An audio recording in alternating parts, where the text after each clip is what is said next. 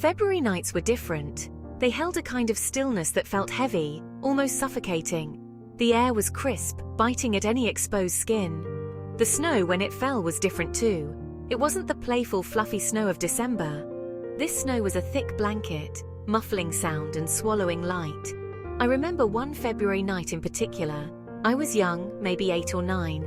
We lived in a small house then, with a steep hill leading down to the frozen lake. The lake was forbidden territory in winter, my parents warned us. The ice was unpredictable, they said.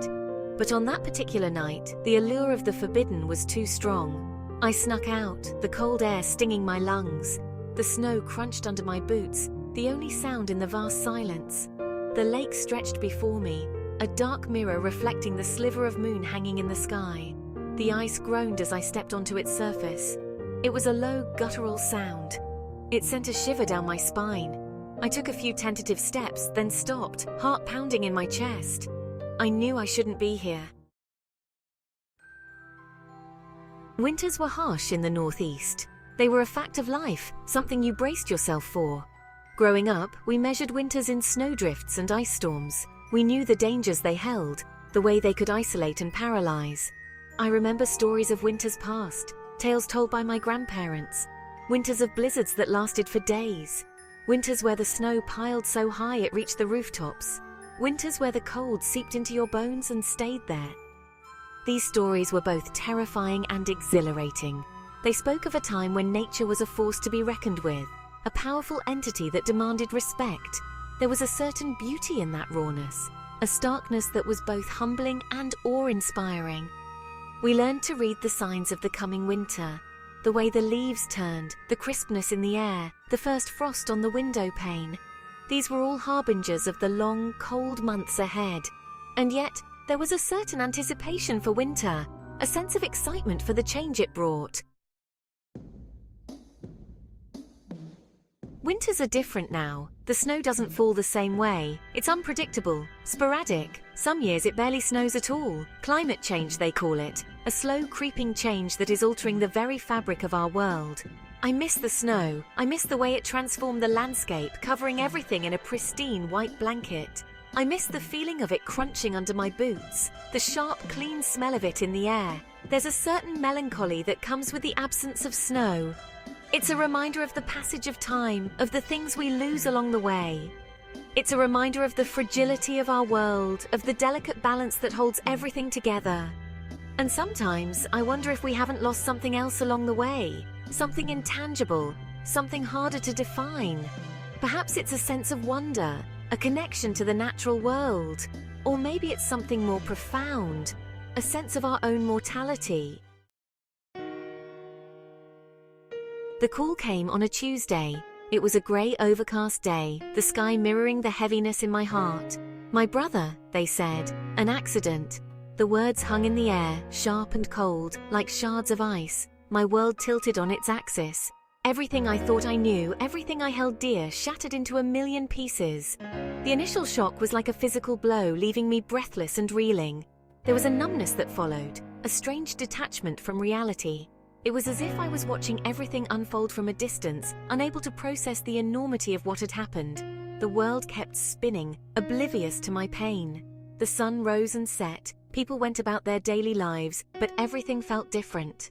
The colors seemed muted, the sounds muffled, as if a thick fog had descended upon everything. Grief, I learned, is a fickle companion. It comes in waves, crashing over you when you least expect it. It can be triggered by the smallest things, a song, a scent, a familiar phrase. I watched my family grapple with their own grief, each of us navigating the treacherous terrain in our own way. My mother, stoic and strong, retreated inward, seeking solace in silence. My father, normally a pillar of strength, crumbled under the weight of his sorrow. Friends reached out, offering condolences and support. Their words, though well-intentioned, felt hollow and distant. How could they possibly understand the depth of my pain, the gaping hole that had been ripped open in my life? I envied those who seemed to move through grief with grace and resilience, those who could speak of their loved ones with fondness and acceptance, without their voices cracking with emotion. Life, as it always does, went on. I returned to work, went through the motions of daily life, but it was all a facade, a carefully constructed performance designed to mask the turmoil raging within. I smiled when spoken to, nodded at appropriate times, but my heart wasn't in it. I felt like an imposter, playing a role I didn't know how to play. There were moments when the mask slipped, when the grief threatened to overwhelm me. I would excuse myself to the restroom, locking myself in a stall so I could cry in peace.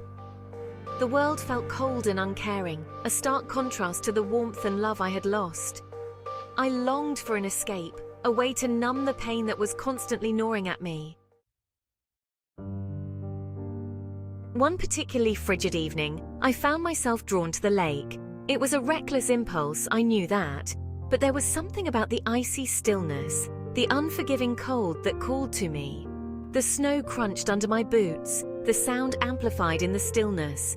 The air was bitterly cold, biting at my exposed skin, but I didn't care. I welcomed the pain, the physical sensation, a welcome distraction from the emotional turmoil within. The lake stretched before me, a vast expanse of frozen white. The moon, a pale disk in the night sky, cast an eerie glow on the ice. It was as if the world was holding its breath, suspended in a moment of frozen silence. Section 8. The Lake's Embrace.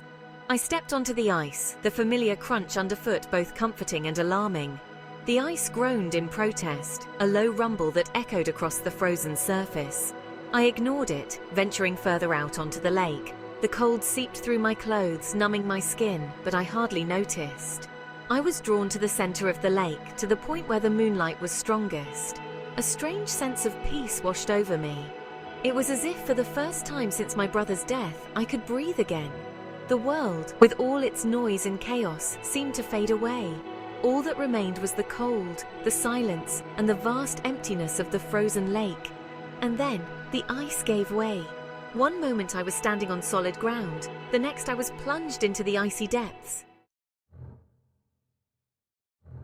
The shock of the cold was instant, like 1,000 needles piercing my skin. I gasped, my lungs seizing as the icy water closed over my head. Panic surged through me, primal and all-consuming. I thrashed wildly, desperate for the surface, but the water was unforgiving. It pulled me down, deeper into its icy embrace. My limbs felt heavy, sluggish, my movements growing weaker by the second. Just when I thought I could fight no more, I felt a tug on my arm. A voice, faint and distant, cut through the roaring in my ears. "Hold on," it urged. "I've got you!" I don't remember much of what happened next. Vague snippets of memory flicker through my mind like fireflies in the night. The feeling of being pulled from the icy water, the desperate gasps for air, the bone-chilling cold that seemed to penetrate every cell in my body. I woke up in a hospital bed wrapped in warm blankets, the rhythmic beeping of machines filling the air. My friends were there, their faces etched with worry and relief. They told me later that a jogger had seen me fall through the ice and called for help. As I lay there recovering from my brush with death, I realized something profound. My brother would have wanted me to live. He would have wanted me to find a way through the darkness, to embrace life with all its complexities and uncertainties. The road to healing was long and arduous, marked by setbacks and moments of despair. But slowly, gradually, the sharp edges of my grief began to soften. The pain didn't disappear entirely, but it no longer consumed me. I learned to carry my grief with me, to integrate it into the fabric of my being. It became a part of who I am, a reminder of the fragility of life and the enduring power of love. Life, I realized, is a tapestry woven from threads of joy and sorrow, love and loss. It is in the interplay of these contrasting elements that we find meaning and purpose. And so I choose to embrace life in all its messy, unpredictable glory, knowing that even in the darkest of times, there is always hope to be found.